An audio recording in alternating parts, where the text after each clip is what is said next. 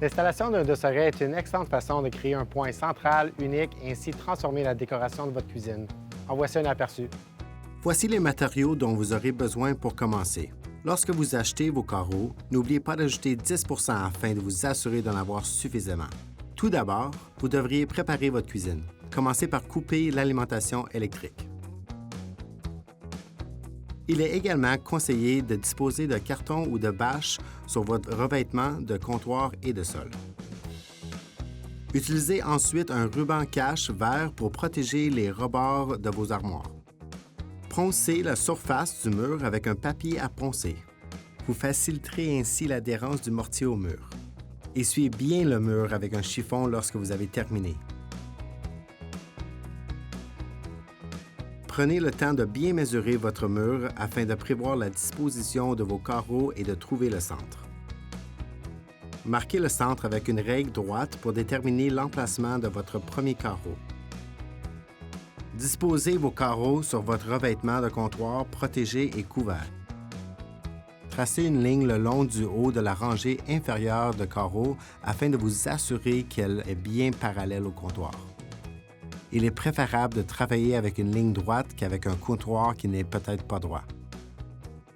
Consultez toujours les instructions relatives à vos carreaux afin de savoir quel adhésif leur correspond le mieux.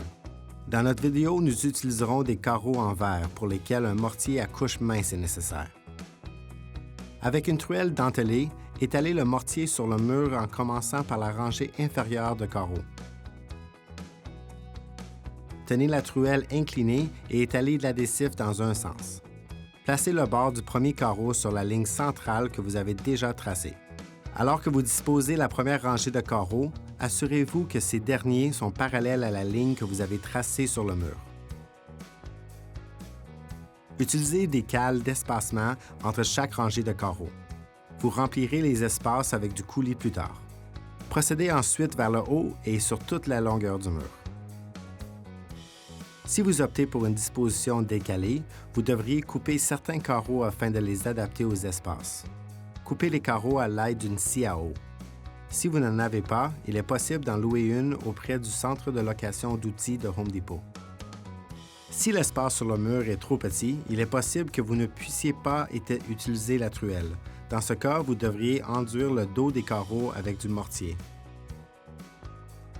Vérifiez régulièrement le mortier sur le mur, afin de vous assurer qu'il est toujours collant. Si une peau se forme, raclez-le et appliquez-en une nouvelle couche.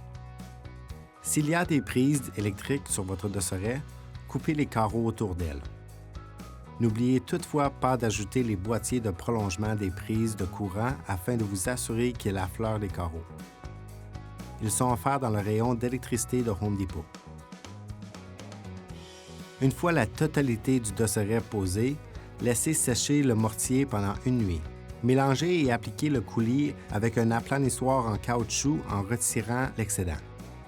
Déplacez-vous en diagonale sur la surface afin de ne pas creuser entre les carreaux. Essuyez les carreaux en diagonale avec un chiffon ou une éponge humide et laissez sécher le coulis quelques heures. Vérifiez le coulis en appuyant dessus.